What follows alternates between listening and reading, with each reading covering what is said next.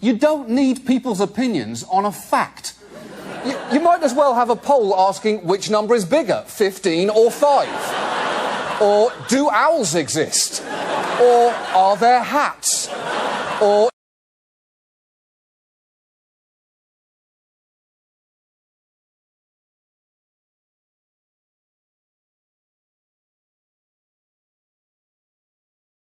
The towers to collapse the way we saw them collapse basically implies that the columns simply collapsed into themselves. They telescoped straight down. Steel keeps a lot of its structural integrity, even when heated.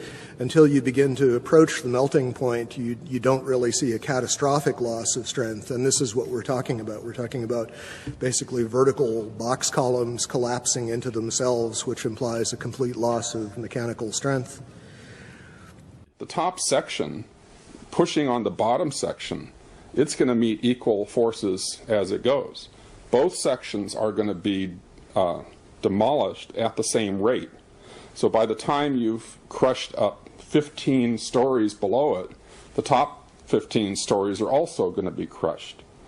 And so there's nothing left now to crush the rest of the building. Something of this kind is what we should have seen when the top section of the towers collapsed onto the lower one. The upper and lower sections should have mutually destroyed each other until all the energy is dissipated and the system comes to a rest. Alternatively, as shown in this experiment with two towers made of snow, the top section could have fallen off to the side after the initial collapse.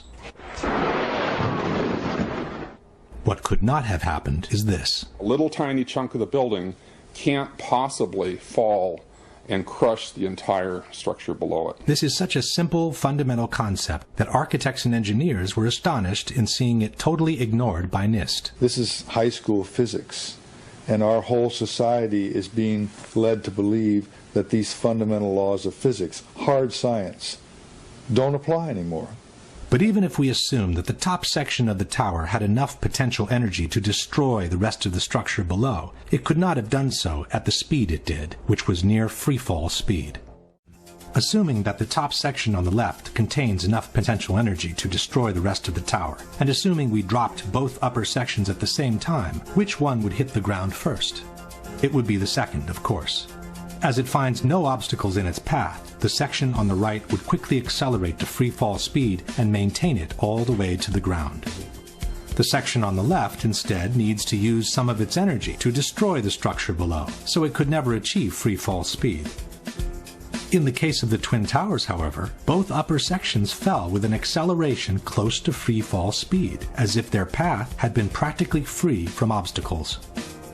It took each tower between 10 and 12 seconds to collapse to the ground, while an absolute free fall time would have been 9.2 seconds. In other words, both upper sections of the towers found enough energy to destroy 80,000 tons of healthy structure below, while accelerating to near free fall speed. This is, as we have said, absolutely impossible by gravity alone. The law of momentum conservation won't allow it.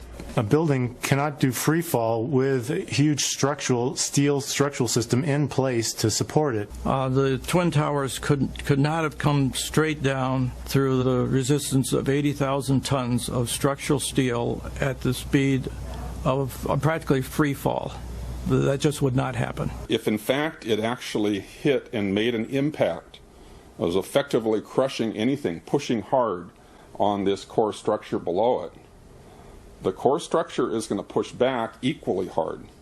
And that's what's going to cause the top section of the building to slow down. As energy is drained away from the system to deform those members, it would slow down the descending mass and cause a descent at less than free fall speed. There is only one way for those buildings to have collapsed at the speed they did. The buildings fall at a speed which can only occur if the structure has been removed, the vertical structure. The same Shyam Sunder from NIST has acknowledged that free fall can only be achieved with the absence of a structure below. Free fall time would be an object that has no structural components below it. But what could have removed the supporting structure below, since the falling section didn't have any extra energy to do so? The fact that it's coming down at free fall says all of the energy is being used to just make it go straight down, which means it's coming down through itself and not breaking up the building as it goes, something else has to be clearing the way. The near freefall speed of about 10 seconds has been confirmed by different official sources. The 9/11 Commission wrote that the South Tower collapsed in 10 seconds. Mr. Sunder from NIST has confirmed similar timings. The measurements have indicated that Tower 1 collapsed in about 11 seconds and Tower 2 collapsed in about 9 seconds. Mr. Sunder has also acknowledged that the towers came down practically at free fall speed. As a result, the entire top of the building came down pretty much in free fall. The same admission is present in the official report. Since the stories below the level of collapse initiation provided little resistance, the building section above came down essentially in free fall. At this point, we can pose the following question. Given that the building section above came down essentially in free fall, given that for free fall to occur, no supporting structure must be present, and given that the falling sections didn't have any extra energy to destroy the structure below, can you suggest anything different from some kind of controlled demolition for the removal of the supporting structure, which was necessary for near free fall speed to be achieved?